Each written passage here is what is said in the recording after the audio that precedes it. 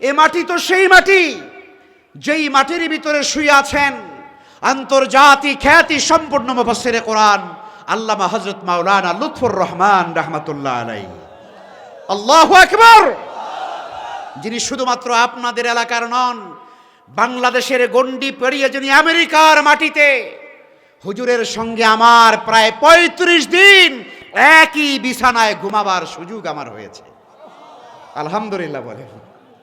আমি যখন আমেরিকাতে গেলাম 2023-এ, আপনারা জানেন মুসলিম উম্মাহ অফ নর্থ আমেরিকা মুনার কনফারেন্সে হুজুর দাওয়াত পেলেন, বাংলাদেশ থেকে 3 জন আলেম দাওয়াত পেলেন। সেই বছরে আল্লামা হযরত মাওলানা লুৎফুর রহমান রাহমাতুল্লাহ আলাইহি দাওয়াত পেলেন আল্লামা হযরত মাওলানা ডক্টর মিজানুর রহমান আজহারি, আর আমার মতো একজন নগণ্য মানুষ আমি মাহমুদুল হাসান।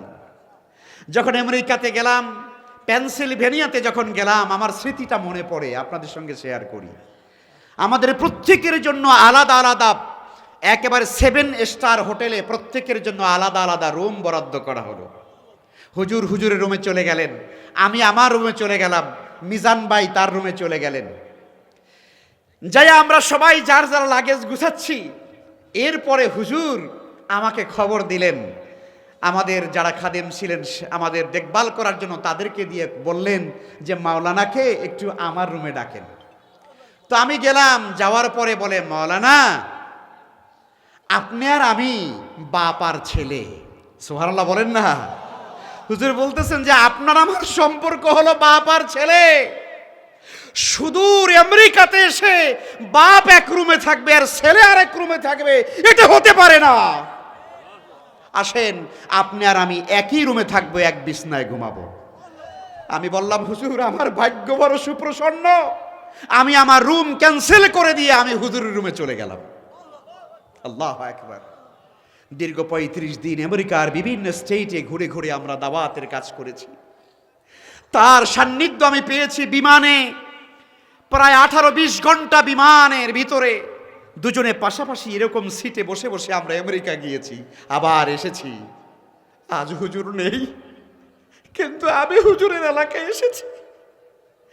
আজ হুজুর বেঁচে থাকলে এই মাঠে এই ময়দান তিনি আলোকিত করতেন।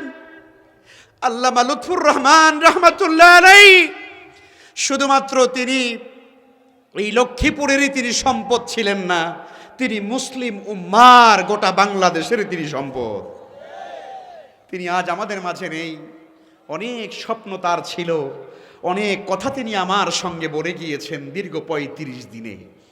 আল্লাহ তাআলার কাছে হুজুরের জন্য দোয়া করি, আল্লাহ রাব্বুল আলামিন যেন আল্লামা লুৎফুর রহমান রাহমাতুল্লাহ আলাইহির কবরকে আল্লাহ তুমি জান্নাতের নূর দিয়ে ভরপুর করে দাও। দীর্ঘ প্রায় 60 বছর পর্যন্ত তিনি বুঝ হওয়ার পর থেকে শুরু করে মৃত্যু পর্যন্ত তিনি কোরআনের ময়দানে তিনি দাওয়াতের কাজ করেছেন। ওনার গোটা জীবনের এই দাওয়াতের কাজের ওসিলায় আল্লাহ তাকে জান্নাতুল ফেরদাউসের সর্বোচ্চ মাকাম তাকে দান করুন। আমরা জোরে বলি আমিন। আমি বরাবরই লক্ষ্মীপুরের যে কোনো প্রান্তে আমি আসলে একেবারে হৃদয় থেকে বলছি, এ কথার ভিতরে কোনো লৌকিকতা নেই। লক্ষ্মীপুর বৃহত্তর নোয়াখালীর কোনো এলাকায় যখন আমি কোনো মাহফিলে তাফসীর করার জন্য, আলোচনা করার জন্য আসি, আমার কেন যেন এই এলাকায় আসলেই আমার কোরআনের আলোচনা করতে খুব ভয় লাগে। আমার নিজের খুব শঙ্কা হয়, কারণ আমি জানি এই দেশের যারা সাধারণ নাগরিক, যারা আলিম নন, যারা সাধারণ মানুষ, তারাও বাংলাদেশের অন্য যে কোনো জেলার আলেমদের চাইতে বড় শিক্ষিত। জোরে কন্যা সুবহানাল্লাহ। কারণ এটা এই এলাকার শান। এই লক্ষ্মীপুর তো সেই লক্ষ্মীপুর, এই এলাকা রামগঞ্জ এটা তো সেই এলাকা যেই মাটিতে ঘুমিয়ে আছেন আল্লামা হযরত মাওলানা সিরাজুল ইসলাম রাহমাতুল্লাহ আলাইহি। ঠিক কিনা?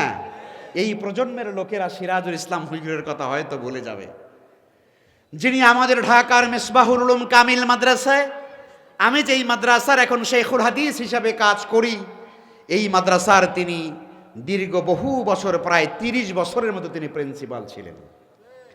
বাংলাদেশের ইসলামী ব্যাংকিং জগতের রেনেসাঁ সৃষ্টি করেছে ইসলামী ব্যাংক, ঠিক কিনা? সেই ইসলামী ব্যাংক বাংলাদেশ লিমিটেডের তিনি একেবারে আমৃত্যু পর্যন্ত তিনি সেক্রেটারিয়েটের শরিয়া বোর্ডের তিনি সেক্রেটারি জেনারেল ছিলেন। সুবহানাল্লাহ। তিনি তো এই এলাকার মানুষ, ঠিক কিনা? আল্লাহ তাআলা হুজুরের কবরকে জান্নাতের নূর দিয়ে ভরপুর করে দেন। এই মাটি তো সেই মাটি যেই মাটির সন্তান হলেন আল্লামা হযরত মাওলানা মুফতি কাজী ইব্রাহিম, যিনি এখনো এই সম্পদ আমাদের জন্য বেঁচে আছে।